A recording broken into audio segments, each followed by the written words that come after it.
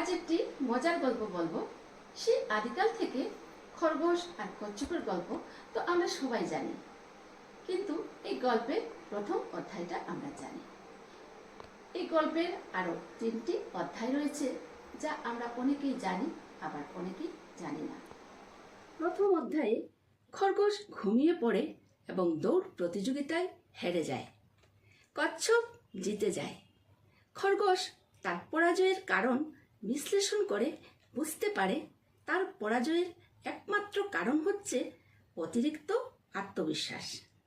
অর্থাৎ অতিরিক্ত আত্মবিশ্বাস কারো জন্যই ভালো না।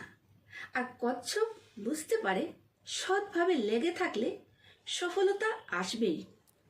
দ্বিতীয় অধ্যায়ে খরগোশ হেরে যাওয়ার পর আবার কচ্ছপকে দৌড় প্রতিযোগিতার জন্য চ্যালেঞ্জ করে। কচ্ছপও রাজি হয়।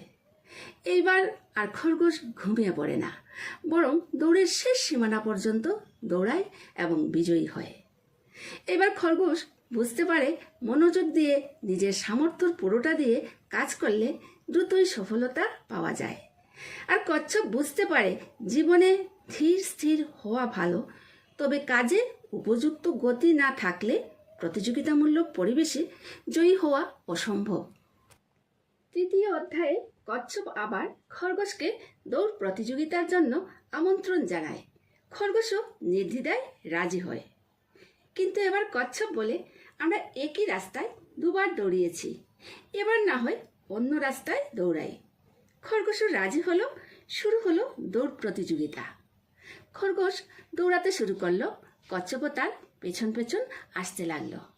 কচ্ছপ যখন খরগোশের কাছে এসে পৌঁছালো, তখন দেখতে পেল খরগোশ দৌড়ে শেষ সীমানায় যেতে পারেনি, কারণ দৌড়ের শেষ সীমানার আগে একটি খাল ছিল। কচ্ছপ তখন খরগোশের দিকে তাকিয়ে খালে নেমে খাল পার হয়ে প্রতিযোগিতায় বিজয়ী হলো। কিন্তু খরগোশ এবার হেরে গেল। এবার খরগোশ বুঝতে পারল নিজের উপর আত্মবিশ্বাস থাকা ভালো, তবে পরিস্থিতি আর বাস্তবতা অনুধাবন করাও ভীষণ প্রয়োজনীয়। আর কচ্ছপ বুঝতে পারল যে কোনো প্রতিযোগিতার আগে প্রতিযোগিতার দুর্বল স্থান খুঁজে বের করতে হবে, তারপর সেই অনুযায়ী পরিকল্পনা করতে হবে। গল্প কিন্তু এখানেই শেষ নয়। এবার চতুর্থ অধ্যায়ে এসে খরগোশ আবার কচ্ছপকে দৌড় প্রতিযোগিতার জন্য আমন্ত্রণ করল এবং কচ্ছপও রাজি হলো। কিন্তু এবার ওরা প্রতিযোগী হিসাবে দৌড়াবে না, দৌড়াবে সহযোগী হিসাবে। শুরু হলো প্রতিযোগিতা। খরগোশের কাঁধে কচ্ছপ উঠল এবং খরগোশ দ্রুত গতিতে দৌড়াতে লাগলো। দৌড়ে খালের সামনে গিয়ে দাঁড়ালো এবং কচ্ছপ নেমে গেল এবং কচ্ছপের পিঠে উঠল খরগোশ।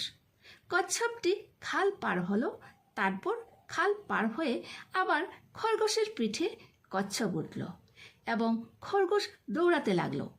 দৌড়াতে দৌড়াতে দৌড়ের শেষ সীমানায় গিয়ে দুজনই একসাথে বিজয়ী হলো। এখান থেকে আমরা যে জিনিসটি শিখতে পারি সেটি হচ্ছে আসলে ব্যক্তিগত দক্ষতা থাকা ভালো, তবে দলবদ্ধ হয়ে কাজ করলে যে কোনো কাজে সফলতা আসে এবং সবাই মিলে একসাথে বিজয়ের হাসি হাসা যায়। আজ এই পর্যন্ত।